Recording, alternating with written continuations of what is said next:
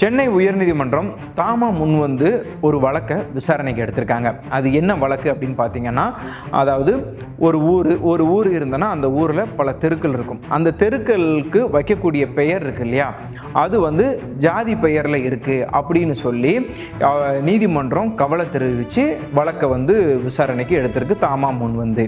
சரி, இதில் என்ன பிரச்சனை அப்படின்னா, அதாவது ஒரு ஊர் இருக்குது, அந்த ஊருக்கு ஒரு பெயர் இருக்கும், அந்த ஊரில் பல தெருக்கள் இருக்கும். அதாவது கிழக்கு தெரு, மேற்கு தெரு, வடக்கு தெரு அப்படின்னு சொல்லி தெற்கு தெருன்னு பல பெயர்கள் இருக்கும். பல இலக்கிய பெயர்களும் தமிழ் இலக்கிய பெயர்களும் இருக்கும். குறிப்பாக சொல்லணுன்னா மறைந்த முன்னாள் தலைவர்கள், சாதித்த தலைவர்கள், மன்னர்கள் இவங்களோட பெயர்லாம் இருக்கும். இதெல்லாம் ஒரு பிரச்சனையா அப்படின்னா நிச்சயமாக நீதிமன்றம் அது ஒரு பிரச்சனையாக சொல்லலை. ஆனால் எது பிரச்சனைன்னு சொல்லுதுன்னா, ஒரு குறிப்பிட்ட குழுக்களுக்கு ஒரு ஜாதி பெயர்னு ஒன்று அடையாளப்படுத்தப்படும்ல, அந்த பெயர் தான் இருக்கக்கூடாது. ஏன்னா அந்த பெயர் இருந்தது அப்படின்னா அது வந்து தேவையில்லாமல் இப்போ நிறைய பின்விளைவுகளை, சண்டைகளை ஏற்படுத்துறதுக்கு வாய்ப்பு இருக்குது அப்படின்னு சொல்லி நீதிமன்றம் கவலை அடைஞ்சிருக்கு. சரி, ஆனால் அதில் ஒரு கேள்வி இருக்குது.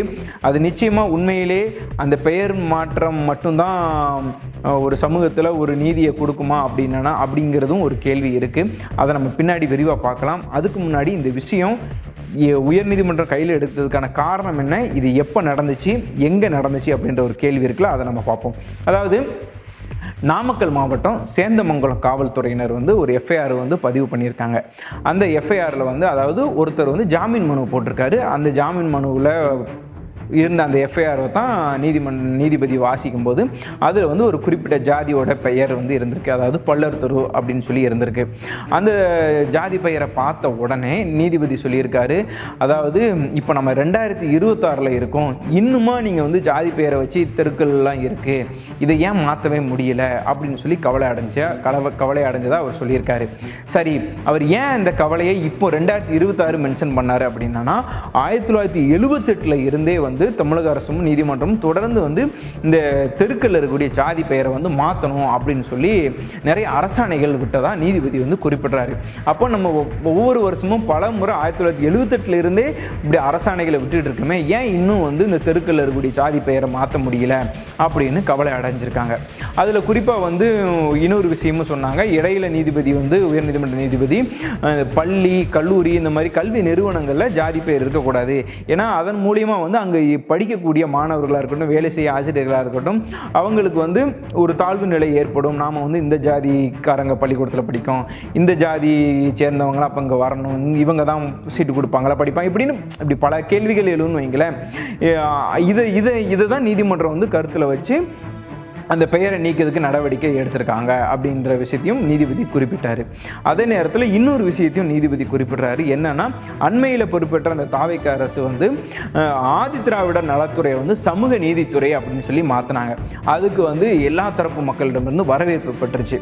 அப்போ நீதிபதி இதையுமே குறிப்பிட்டு பேசுகிறாரு. அதாவது நீங்கள் வந்து சமூக நீதித்துறைன்னு சொல்லி மாற்றிருக்கீங்க இல்லையா, இப்படி தெருக்கள் இருக்கக்கூடிய ஜாதி பெயரை மாற்றாமல் சமூக நீதித்துறை அந்த மாற்றக்கூடிய அந்த நோக்கம் வந்து முழுமையடையாது அப்படின்னு சொல்லி தற்போதைய அரசுக்கும் அது ஒரு கேள்வியை எழுப்பி விட்டுருக்காரு நீதிபதி வந்து. அப்போது இதில் நம்ம பார்க்கக்கூடிய விஷயம் என்ன அப்படின்னா, தெருக்களில் இருக்கக்கூடிய அந்த ஜாதி பெயரை மாற்றினா சமூக நீதி பிறந்துருமா, அதாவது ஜாதிய பிரச்சனைகள்லாம் ஜாதி ஒழிஞ்சிருமா அப்படின்ற ஒரு கேள்வி வந்து இங்கே எழுது. ஆனால் நீதிபதி சொல்லக்கூடிய விஷயம் என்ன அப்படின்னா, நீங்கள் வந்து தெருக்களில் வந்து ஜாதி பெயரை வச்சுருங்க அப்படின்னா அந்த தெரு வந்து பல முகவரியில் இருக்கும். அதாவது ஆதார் கார்டு, ஓட்டர் ஐடி, கல்வி நிறுவன அந்த கல்வி சான்றிதழ், அந்த மாதிரி நிறைய இடங்கள் அது தொடர்ந்து வந்துக்கிட்டே இருக்கும். இப்போ தொடர்ந்து வந்துக்கிட்டே இருக்கும்போது நீங்கள் கல்லூரியில் படிக்கும்போதோ இல்லை ஒரு வேலை வாய்ப்புக்காக போகும்போதோ ஒரு வேலை நிறுவனங்களில் வேலை பார்க்கும்போதோ வந்து உங்கள் முகவரியில் அந்த ஜாதி பெயர் இருக்கும்போது அது தேவையில்லாமல் வந்து அவங்க பார்க்கக்கூடிய நிலை வந்துடும். அதாவது இவங்க இந்த ஜாதியை சேர்ந்தவங்க, இப்போ இந்த பகுதியாக அங்கே இந்த ஜாதிக்காரங்க தான் இருப்பாங்க அப்படிங்கும்போது ஒரு ஏற்றத்தாழ்வு ஏற்படக்கூடிய வாய்ப்பு இருக்குது. இதனால் ஒரு பின்விளைவுகள் ஏற்பட வாய்ப்பு இருக்குது அப்படின்னு நீதிபதி சொல்கிறாரு. இதுலேயும் ஒரு ஏன்னா சமூக கட்டமைப்புகள் இருக்கக்கூடிய ஒரு சூழலுக்கு நீதிபதி சொல்கிற விஷயம் உண்மையிலே ஏற்றுக்கொள்ளக்கூடிய விஷயமாக தான் இருக்குது. அதே நேரத்தில் இங்கே இன்னொரு கேள்வியும் ஒன்று எழுது. என்ன அப்படின்னா, அதாவது ஒருத்தரோட முகவரியில் இருக்கக்கூடிய ஜாதி பெயரை பார்த்த உடனே அவருக்கு வந்து ஒரு ஏற்றத்தாழ்வை உண்டு பண்ணக்கூடிய ஒரு மனநிலை வந்து எப்படி பிறந்துச்சு ஒருத்தருக்கு அப்படின்ற ஒரு கேள்வி இருக்கு இல்லையா? அதாவது நீங்கள் வெறும் பெயரை பார்த்துட்டீங்க, பெயரை பார்த்ததுக்கப்புறம் இவங்க எந்த ஜாதி, இவங்க அதில் ஒரு ஏற்றத்தாழ்வு பிறக்கும்னா அது எப்படி பிறக்கும் அப்படின்னு ஒரு கேள்வி இருக்குது. நீங்கள் அதை ஒரு வெறும் பெயராக மட்டும் பார்க்க வேண்டியதானே, அது எந்த ஜாதியாக இருந்தால் என்ன, இது பெயராக பார்த்துட்டு போக வேண்டியதானே. அப்போ நீங்கள் எதுக்கு ஒரு ஏற்றத்தாழ்வோடு பார்க்குறீங்க? பார்க்க போய் தானே பல பிரச்சனைகள்லாம் வர்றதுக்கு வாய்ப்பு இருக்குது. அப்போ இங்கே பெயரை மாற்றணுமா, பார்க்கக்கூடிய மனநிலையை மாற்றணுமா அப்படின்ற ஒரு கேள்வியும் தொடர்ந்து எழுந்துட்டு இருக்கு. பல்வேறு தரப்பு மக்களும் அந்த கேள்வியை வச்சுட்டு இருக்காங்க. அப்போ பெயர் மாற்றம் சரியாக இருக்குமா, பார்க்கக்கூடிய மனநிலை சரியாக இருக்குமா அப்படின்ற ஒரு கேள்வியும் இருக்குது. இதில் இன்னொரு தரப்பு மக்களும் என்ன சொல்கிறாங்க அப்படின்னா, அதாவது ஒரு புறம் வந்து இந்த ஜாதி பெயர் அப்படிங்கிறது இது வந்து பல்வேறு சிக்கல் இருக்குது. ஏன்னா நீதிமன்றம் சொல்லுது 1978 இருந்து அரசாணை பிறப்பிக்கிறோம். கிட்டத்தட்ட 1978னா அது ஒரு 22 வருஷம், இப்போ ஒரு 26 வருஷம், ஒரு 50 ஆண்டு கால வருஷம் ஆயிடுச்சு. அப்போ 50 ஆண்டு காலத்தில் வந்து 50 ஆண்டு காலம் அரசாணை விட்டுமே வந்து இதை மாற்ற முடியலையா? அப்போ இந்த இடத்துல யார் கோட்டை விட்டா? மக்கள் அதுக்கு ஒத்துழைக்கலையா? அரசாங்கம் தொடர்ந்து அந்த நடவடிக்கை எடுக்கலையா? நீதிமன்றமும் தொடர்ந்து அதுக்கு மேலும் அழுத்தம் கொடுக்கலையா அப்படின்ற ஒரு கேள்வியும் ஒன்று இருக்கு இல்லையா? அப்போ ஏன் மாற்ற முடியல அப்படின்ற ஒரு கேள்வி இருக்குது. அதையும் நம்ம பார்க்க வேண்டியதாக இருக்குது. அப்போ இதில் இன்னொரு அதாவது ஒவ்வொரு மக்களும் ஒவ்வொரு ஆலோசனைகளை வழங்கிட்டு இருக்காங்க, ஒவ்வொரு கருத்துக்களை முன் வச்சுட்டு இருக்காங்க. ஒரு சில குறிப்பிட்ட மக்களும் என்ன சொல்கிறாங்க அப்படின்னா, ஒருத்தங்க என்ன சொல்கிறாங்க, கண்டிப்பாக அந்த பெயர்களை மாற்றணும், இந்த பெயரை மாற்றிட்டோன்னா இப்படியான ஏற்றத்தாழ்வுகள் இருக்காது அப்படின்னு சொல்கிறாங்க. ஒரு குறிப்பிட்ட மக்கள் என்ன சொல்கிறாங்க அப்படின்னா, இல்லை அதெல்லாம் மாற்றக்கூடாது, அது ஒரு பாரம்பரியம், அதுக்கு ஒரு அடையாளம் இருக்குது, அதை நீங்கள் மாற்றினீங்க அப்படின்னா அது தவறாயிரும் அப்படின்னு சொல்லி ஒரு மக்கள் சொல்கிறாங்க. ஒரு சில மக்கள் என்ன சொல்கிறாங்க, அதாவது ஜென்ரலான ஒரு பார்வை என்ன பேசுகிறாங்க அப்படின்னா, அதாவது ஜாதிங்கன்னு ஏங்கங்க அதை நீங்கள் தப்பாக பார்க்குறீங்க அப்படின்னு ஒரு சில சொல்கிறாங்க. எதனால் ஒரு ஜாதி பெயர் வந்தது? இப்போ நான் இருக்கேன், என்னோடய பெயர் வந்து வினோத் அப்படின்னா, உங்களோட பெயர் இப்போ ஒரு குமார் அப்படின்னு இருக்குன்னா, என்னை நீங்கள் வினோத்னு அழைக்கிறீங்க, அவரை குமார்னு அழைக்கிறீங்க. ஆனால் அதே மாதிரி நான் ஒரு ஊரில் வசிக்கிறேன், எனக்கு ஒரு குழுக்கள் இருக்குது, நான் ஒரு சொந்த பந்தம்னு சொல்லி நான் ஒரு 10, 20, 30, 50 நபர்களோட நான் வந்து வாழ்ந்துட்டுருக்கேன். அப்போ இதே போல் குமாருங்கிறது அவர் ஒரு 10, 50 நபர்களோட வாழ்ந்துட்டு இருக்காரு. நான் ஒரு தொழிலில் செய்கிறேன், அவர் ஒரு தொழிலில் செய்கிறார். ஏன்னா ஜாதி அடிப்படை பெயரே வந்து யார் யார் என்ன தொழிலில் வாழ்ந்தாங்க, அவங்க என்ன தொழில் செஞ்சாங்க, அதன் அடிப்படையில் தான் அந்த பெயர்கள் வைக்கப்பட்டதாக பார்க்கப்பட்டுச்சு. அப்போ என்ன நீங்கள் அழைக்கும் போது வினோத்னு அழைக்கிறீங்க, அவரை குமார்னு அழைக்கிறீங்க. ஆனால் நான் சார்ந்த குழுவை அழைக்கும் போது இவங்களுக்கு இந்த பெயர், அப்போ இவங்களுக்கு என்ன பெயர் அப்படின்னு சொல்லி ஒரு அழைக்கக்கூடிய அது ஒரு பெயராக தான் பார்க்கப்பட்டுச்சு. அதாவது இவரை நாங்கள் இந்த பெயரை சொல்லி அழைக்கிறோம், ஒருத்தரை பெயர் சொல்லி அழைக்கிறோம், ஆனால் ஒரு குழுவை அதுக்கு ஒரு குறிப்பிட்ட பெயரை சொல்லி அழைக்கிறோம் அப்படின்ற முறையில் தான் அது பார்க்கப்பட்டுச்சு. ஆனால் அது எந்த இடத்துல ஏற்றத்தாழ்வாக மாறிச்சு அப்படிங்கிற ஒரு கேள்வி இங்கே வந்து இன்னுமே புரியப்படாத ஒரு புதிராக தான் இருக்குது. ஒரு பெயர் எப்படி ஏற்றத்தாழ்வை உண்டு பண்ணிச்சு அப்படிங்கிற விஷயம் இருக்குது. ஏன்னா ஜாதிகள் ஒவ்வொரு தொழில் செஞ்ச அடிப்படையில் தான் வந்ததுன்னு சொன்னாலும் ஒவ்வொரு தொழிலுமே இங்கே மேன்மையான தொழில் தான், எந்த தொழிலுமே ஏற்றமும் இல்லை இறக்கமும் இல்லை. அப்போ ஒரு மேன்மையான தொழில்களை செஞ்ச ஒவ்வொருத்தருக்கும் ஒரு ஜாதி பெயர்கள் இருந்தது. எந்த இடத்துல இந்த பெயர்கள் இல்லாமல் அன்று ஒரு காலத்தில் போற்றப்பட்ட பெயர்கள் இன்று எப்படி அது ஏற்றத்தாழ்வை உண்டு பண்ணிச்சு அப்படின்ற கேள்வியே, அந்த படிப்பினையை நாம் அறியாமல் இதுக்கு தீர்வு காண முடியுமா? கண்டிப்பாக முடியாது அப்படின்னும் சொல்கிறாங்க. ஏன்னா இன்னொரு விஷயமும் முன்வைக்கிறாங்க, இந்த பேரை அழிக்கக்கூடாதுன்னு சொல்லி ஒரு மக்கள் என்ன சொல்கிறாங்க அப்படின்னா, இப்படி நீங்கள் பேரை அழிச்சிட்டிங்க அப்படின்னா, அதாவது நான் ஒரு விஷயம் பண்ணியிருக்கிறேன், ஒரு சாதனை செஞ்சுருக்கேன், என்னோட பதிவில் என்னோட பெயர் இருக்கும், நாளைக்கு என்னோட பெயரை நீங்கள் அழிச்சிட்டிங்க அப்படின்னா இதை யார் செஞ்சா அப்படின்ற ஒரு கேள்வி வருது, அதுக்கு பல பேர் சொந்தம் கொண்டாடலாம் அப்படின்னு சொல்கிறாங்க. அதே போல் தான் ஒரு குழுக்கள் ஒரு சாதனை பண்ணியிருக்காங்க, இவங்க ஒரு மாற்றத்தை நிகழ்த்தியிருக்காங்க, வரலாற்றில் இந்த மாதிரி விஷயங்களை செஞ்சு இடம் பெற்றிருக்காங்க. அப்போ ஒரு கல்வெட்டிலே எதுலையோ அந்த பேரை குறிப்பிடப்படும், அவங்களோட ஞாபகமாக அந்த பேர் குறிப்பிடப்படுது. அப்போ நாளைக்கு நீங்கள் அந்த பேரை அழிச்சிட்டிங்க அப்படின்னா அதை யார் செஞ்சா அப்படின்ற ஒரு கேள்வி ஒன்று எழுது இல்லையா?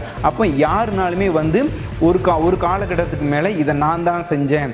இப்போ உதாரணமாக எடுத்துக்கிட்டால் ஒரு தமிழர்கள் வந்து பல விஷயங்களை, அதாவது அறிவு, கணிதம், விஞ்ஞானம், இன்றைக்கி கீழடி எடுத்துக்கிடும், ஆதிச்சநல்லூர் எடுத்துக்கிட்டும், பல தரவுகள் வந்து இன்றைக்கும் வந்து இவங்க நாகரிகத்தோடு வாழ்ந்திருக்காங்க, இவ்வளோ விஷயங்கள் பண்ணியிருக்கிறாங்க. அந்த காலத்திலே இரும்பு கண்டுபிடிச்சிருக்காங்க, நகைகள் கண்டுபிடிச்சிருக்காங்க, அந்த காலத்தில் எழுதியிருக்காங்க.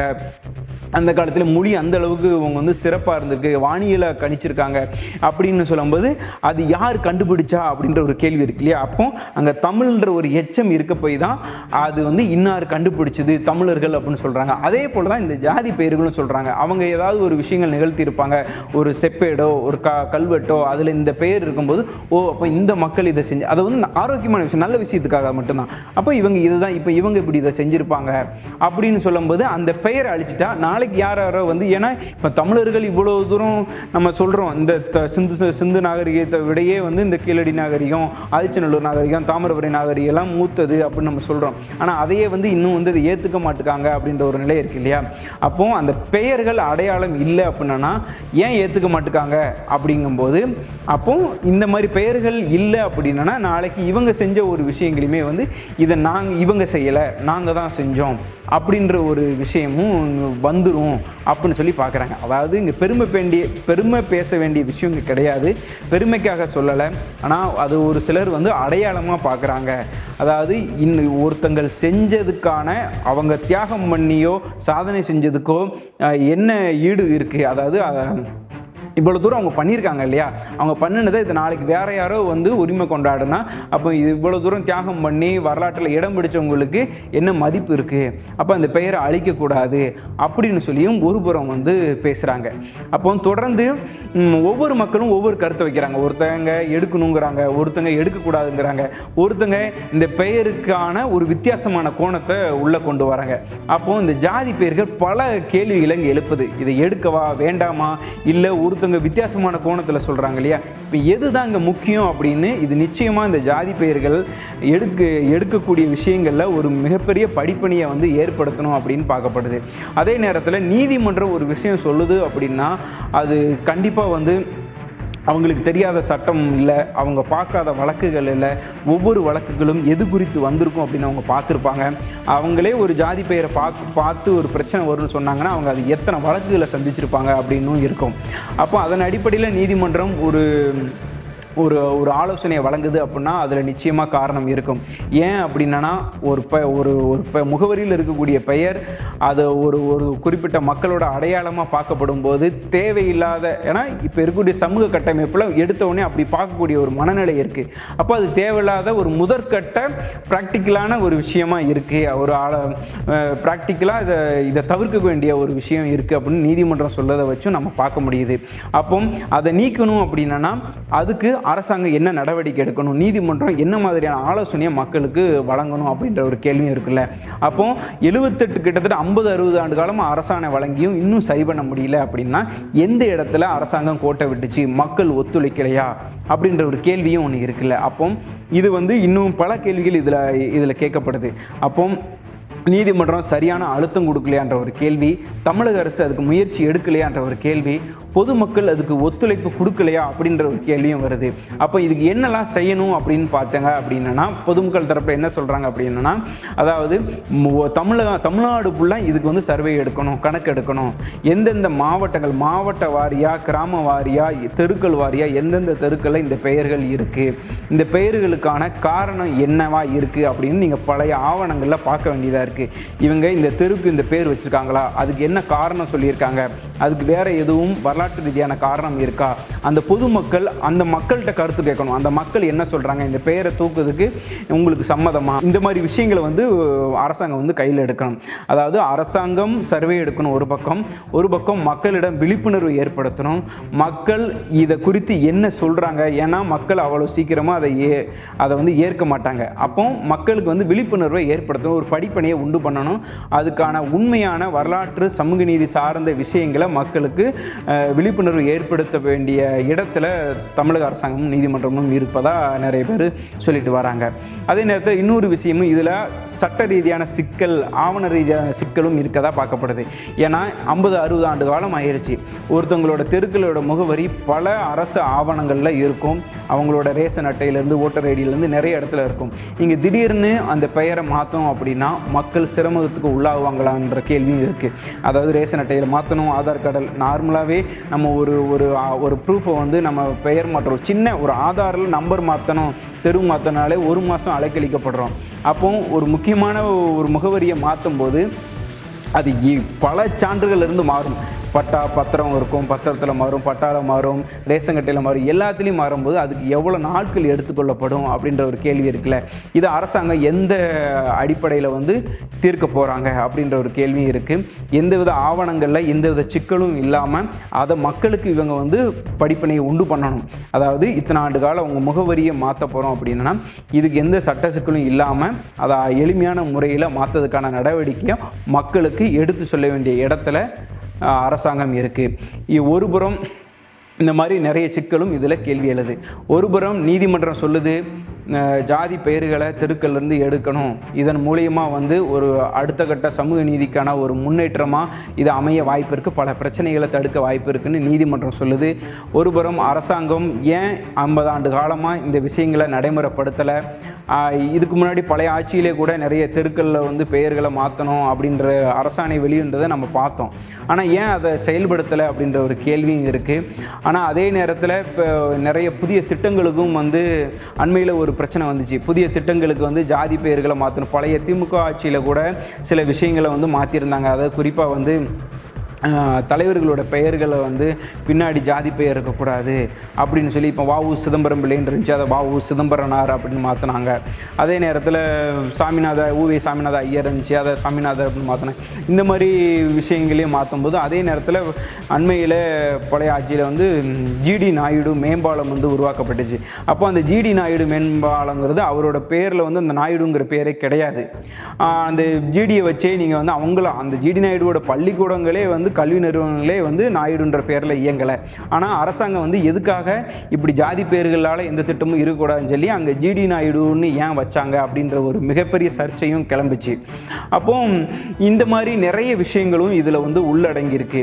அப்போ இது நிச்சயமாக வந்து தமிழக அரசுமே வந்து இது கவனத்தில் எடுக்கணும். 50 ஆண்டு கால வரலாற்றான ஆட்சியில் எதனால் இது தீர்க்கப்படலை அப்படிங்கிறத தற்போதைய அரசு வந்து ஆலோசித்து ஒரு சர்வே எடுத்து மக்களிடம் கருத்து கேட்டு இந்த விஷயங்களுக்கு நீதிமன்றத்தின் அணுகுமுறையோட ஆலோசனையோட இதுக்கு ஒரு நடவடிக்கை எடுக்கணும் அப்படிங்கிறதான் பொதுமக்களோட கருத்தாக இருக்குது. தெருக்களில் இருக்கக்கூடிய இந்த ஜாதி பெயரை மாற்றினா உண்மையிலே ஒரு சமூக நீதி பிறந்துருமா, பல பிரச்சனைகள் இது மூலியமாக தீர்க்கப்படுமா அப்படின்னு நீதிமன்றம் சொன்னதுக்கும் அரசாங்கம் என்ன நடவடிக்கைகள் எடுக்க தவறுனதுக்கும் இப்படி பல்வேறு விதமான கேள்விகளுக்கும் பொதுமக்கள் ஒத்துழைக்காமல் இருந்தாங்களா அப்படின்ற கேள்வியும் இருக்குது. இது எல்லாத்துக்குமான விஷயங்களுக்கு என்னதான் தீர்வு அப்படிங்கிறத அடுத்தடுத்த நீதிமன்ற உத்தரவுலையும் அரசாங்கம் கொடுக்கக்கூடிய பதில்களையும் மக்கள் ஒத்துழைக்கக்கூடிய அந்த விஷயங்களையும் தான் இருக்குது. இந்த விஷயம் குறித்து பொதுமக்களாகிய நீங்கள் என்ன சொல்கிறீங்க? உண்மையிலே பெயர் மாற்றினா நீதி பிறந்துருமா, ஏற்றத்தாழ்வுகள் குறைஞ்சிருமா அப்படிங்கிறதையும், இந்த பெயர் மாற்றம் ஒரு வரவேற்கக்கூடிய ஒரு விஷயமா அப்படிங்கிறதையும் உங்களுடைய கருத்துக்களை கமெண்ட்டில் பதிவிடுங்க. தொடர்ந்து பார்க்கலாம். இது ஃபயர்லைன் தமிழ். நான் உங்கள் வினோத். மீண்டும் ஒரு உண்மையான செய்தியில் சந்திப்போம். நன்றி, வணக்கம்.